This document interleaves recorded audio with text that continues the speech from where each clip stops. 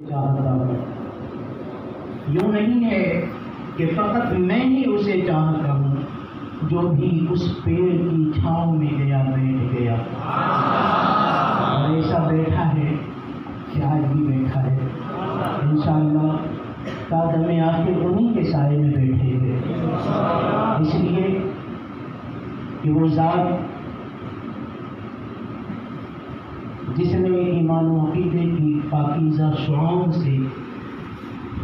قلوب انسانی کو روشن و منور کیا، میں تو کہتا ہوں کہ وہ آسمان ولایت کا ایسا سورج تھا جسے اگایا بھی مفتی اعظم نے تھا اور اجالا بھی مفتی اعظم نے تھا، وہ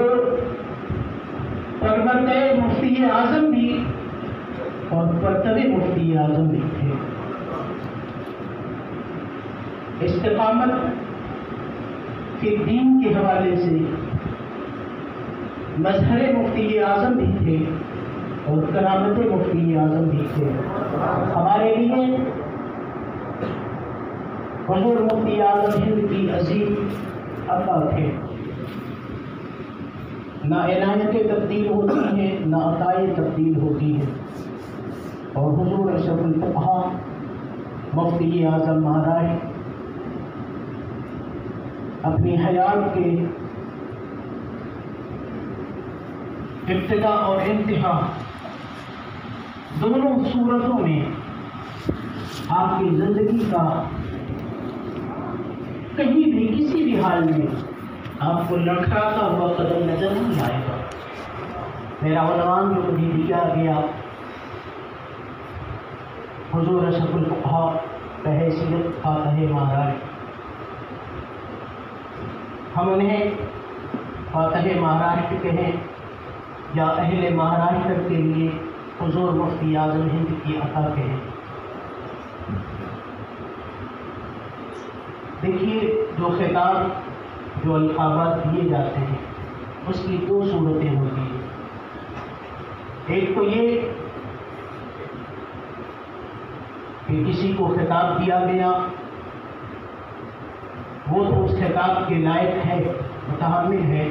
مگر ساتھ ہی ساتھ اس لقب کا اسی دور میں کئی اور لوگ بھی ہیں جو اس خطاب کے متحمل ہو سکتے ہیں، یہ صورت بھی ہے۔ اور دوسری صورت اس کی یہ ہے کہ جسے جو خطاب دیا گیا اس کے علاوہ دور دور تک کوئی اس خطاب کا اس لقب کا متحمل آپ کو نظر نہ آئے۔ ایک تیسری صورت بھی ابھی چل پڑی ہے، افسوسناک المیہ ہے، اس لیے افسوسناک ہے کہ اب یہ ہمارے درمیان اہل سنت میں بھی ہو رہا ہے۔ اکثر سننے میں آتا ہے فلاں شہر کے فلاں نوجوانوں کے فلاں گروپ نے فلاں پیر صاحب کو فلاں لقب سے نواز دیا،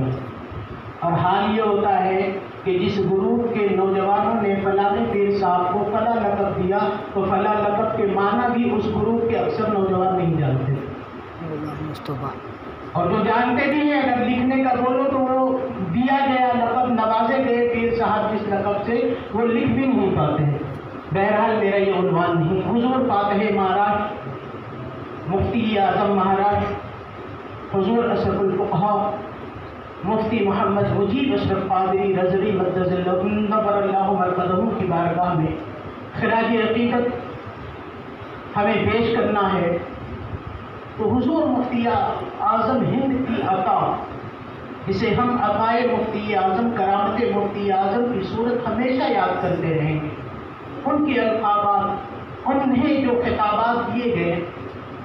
ان میں اکثر ایسے القاب ہیں کہ ان کے دور میں آج بھی اگر آپ غور کرو تو اس خطاب کا متحمل آپ کو کوئی دوسرا نظر نہیں آئے گا۔ اگر بات اشرف الفقہاء کی جائے، اشرف العلماء لقب کی جائے، تو ہم میں سے بہت سارے لوگ، میں بھی آپ میں شامل ہوں، ہماری اتنی حیثیت ہی نہیں کہ ہم ان القاب کے معنی کو بھی صحیح طریقے سے سمجھ پائے، تو ہم اس کا جواب کہاں سے لائیں؟ حضور اشرف الفقہاء یہ علماء کرام نے اس کا معنی یہی ڈالے، اور اگر جواب لانے کو کوئی کہے تو ان سے کہے، ہم میں سے تو کوئی اس کا جواب نہیں لا سکتا۔ حضور کوئی اور متحمل نہیں ہے بہت سارے القابات کا. اس کا اندازہ اگر آپ کو لگانا ہے یا آپ جانچنا اور پرکھنا چاہتے ہو تو بقول امین ملت کسی سے کہو کہ لاؤ 80 سالہ جوان لا کے دکھا دو. کوئی دوسرا 80 سالہ جوان لا کے دکھا دو. نہیں لا سکتا، اس لیے کہ حضور اشرف الفقہاء کو جو لقب عطا ہوئے وہ صرف ہماری طرف سے دیے نہیں گئے یا ہماری طرف سے کہے نہیں گئے، بلکہ ان کے پیر کی طرف سے انہیں عطائیں ملتی رہی. اور بفیض مفتی اعظم وہ اشرف الفقہاء، اشرف العلماء، مفتی اعظم مہاراشٹر اور فاتح مہاراشٹر کہلائے. حضور اشرف الفقہاء کی ذات کے حوالے سے میں نے قرآن مقدسہ کی آیت کریمہ کی تلاوت کی اور اس کے لیے مجھے ایک نقطہ پیش کرنا ہے، مگر اس سے پہلے یہ کہ ہم حضور اشرف الفقہاء علیہ رحمت و رضوان کی یاد منا رہے ہیں. آخر کیوں؟ اس حوالے سے حضور اشرف الفقہاء کی خدمات، ان کی جد و جہد، ان کی کوششیں، فاتح مہاراشٹر کے حوالے سے بات. فاتح مہاراشٹر بہت بڑا ہے، ہم نے پورا مہاراشٹر نہیں دیکھا ہے. ہم اگر اپنے شہر کی بات کر لینا تو ہمارے شہر میں اگر آج درود و سلام کے بے باک جو صدائے بلند ہوتی ہے یہ ہماری طرف سے نہیں ہے، اس میں خون جگر شامل ہے حضور اشرف الفقہاء کا کہ آج ہم بلند آواز سے اس شہر میں حضور پر درود و سلام پڑھ سکتے ہیں.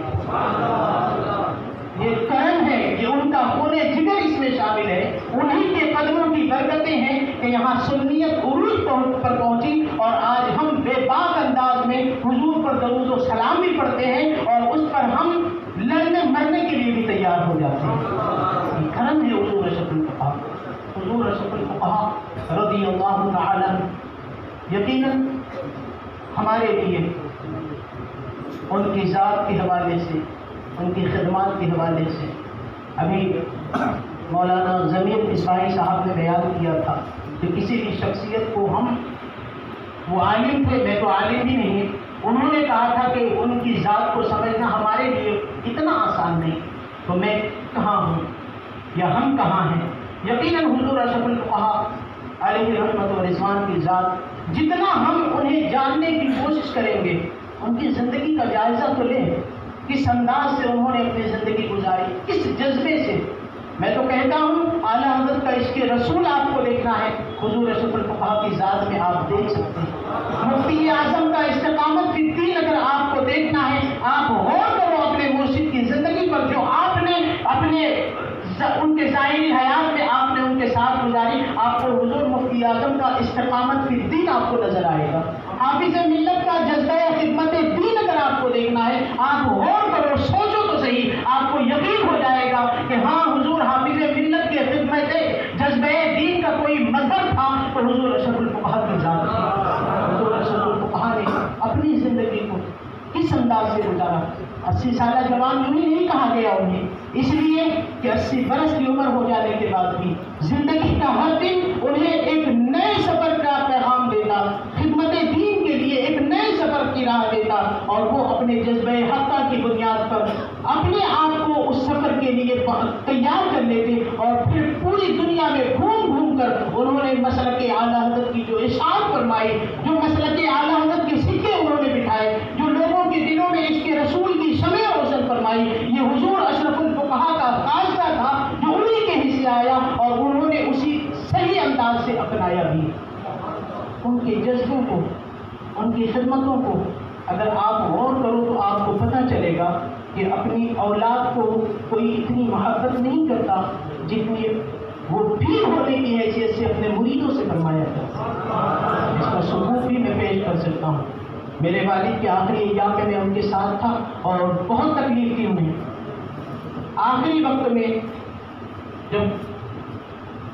آخری 2-3 روز بچے تھے تو وہ لگاتار ہمارے لیے دعائیں کرتے تھے، ان کے لیے نہیں کرتے. ہم کہتے بھی تھے کہ اپنے لیے کرو، نہیں، وہ ہمارے لیے دعا کرتے تھے. اور یہ ہمارا پیر ہے جنہیں آخری دن تک ہم نے سنا کہ مریدین کے لیے دعائیں کر رہا ہے.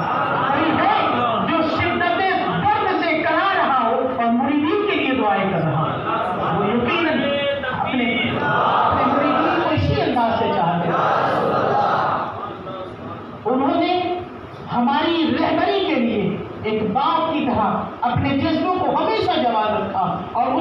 کی طرح جو اپنے بچوں کو صحیح تعلیم و تربیت دینے کے لیے اپنے بڑھاپے کو نہیں دیکھتا، اپنی کمزوریوں کو نہیں دیکھتا، بلکہ یہ کہتے ہوئے اپنے خون کو پسینے کی طرح بہاتا چلا جاتا ہے کہ مجھ کو تھکنے نہیں دیتا یہ ضرورت کا پہاڑ، میرے بچے مجھے بوڑھا نہیں ہونے دیتے۔ آخر حضور اشرف الفقہاء نے اپنی زندگی کے سارے ایام